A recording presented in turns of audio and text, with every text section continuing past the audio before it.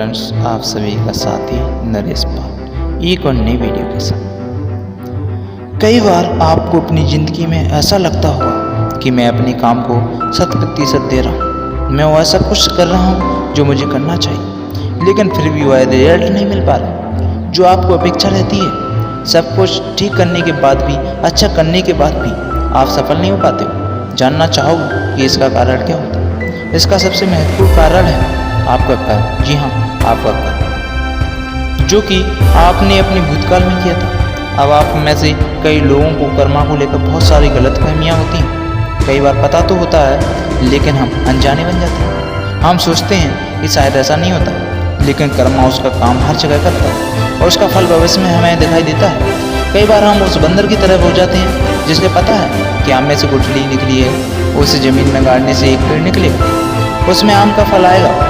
उसने एक लड़के को देखा कि उसने आम खाकर गुठली फेंकी। उसने गुठली उठाई, उसे ज़मीन में गाड़ा और पेड़ पर जाकर बैठ गया और इंतजार करने लगा कि अब वहाँ से पेड़ निकलेगा, फल आएगा और मैं खाऊंगा। 10 मिनट हो गए, कोई पेड़ नहीं निकला। उस बंदर को लगा, यार ये क्या हो रहा है, पेड़ क्यों नहीं निकल रहा है, फल क्यों नहीं आ रहा है। वो नीचे कूदा, उसने गड्ढा खोदा, उसमें से गुठली निकाली। गड्ढे को देखा, गुठली को देखा, गड्ढे को देखा। उसने कहा एक गड्ढा खराब।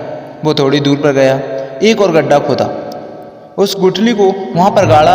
अब इस बार फिर से वह जाकर पेड़ पर बैठ गया और इंतजार करने लगा, सोचने लगा कि अब पेड़ आएगा और फल लगेंगे और अब मैं खाऊंगा। इस बार पूरे 20 मिनट इंतजार किया कि पेड़ निकलेगा, उसमें से फल आएंगे और मैं खाऊंगा, लेकिन ऐसा कुछ नहीं हुआ। वो वापस नीचे कूदा और उस गड्ढे को खोदा। अब की बार उसने गड्ढे को देखा, गुठली को देखा, गड्ढे को देखा। उसने कहा यह गुठली ही खराब है। उस गुठली को फेंक दिया और फिर से उछल कूद करने लगा। शायद आपको लग रहा होगा कि क्या कहानी है, ये तो हमें पता है, लेकिन मैं आपको बहुत अच्छे से समझाना चाहता हूँ। आपको कहानी जरूर समझ में आ गई, पता जरूर है, लेकिन कहीं ना कहीं आप सभी भी अपनी ज़िंदगी में इसी चीज़ को फॉलो कर रहे हैं और उसी कारण आपको रिजल्ट नहीं मिल पा रहे हैं। ऐसे ही कहते हैं रूल ऑफ कर्मा।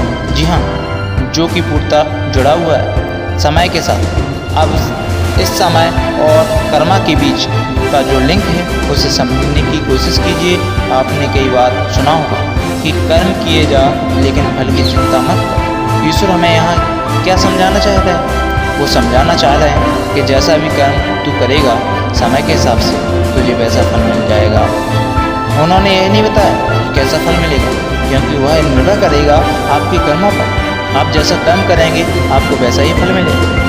आप अपनी ज़िंदगी में आम बोएंगे तो आम के फल ही लगेंगे, यदि बबूल बोएंगे तो आपको कांटे ही मिलेंगे। लेकिन हम मूर्ख इंसान, हम सोचते हैं कि हम कांटे लगाएंगे, लेकिन काटेंगे तो आम ही, और जाने अनजाने में हम करते भी ऐसा है।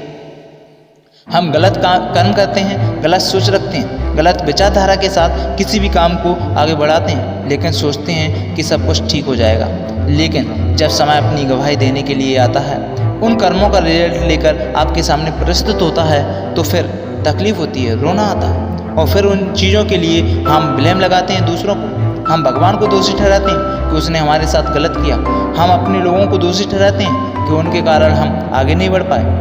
लेकिन कभी हम अपने अंदर झांक कर नहीं देखते हैं, क्योंकि सबसे पहले आपको इस बात को समझने की ज़रूरत है कि आज की आपके कर्म की नींव पता चला, और इस बात को सबसे पहले आपको समझना ही होगा।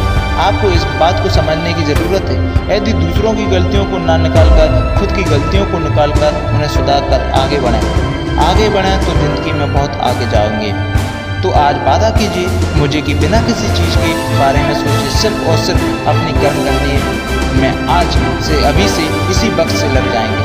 वीडियो पसंद आए तो शेयर जरूर कीजिए। अगले वीडियो में फिर मिलते हैं। साइन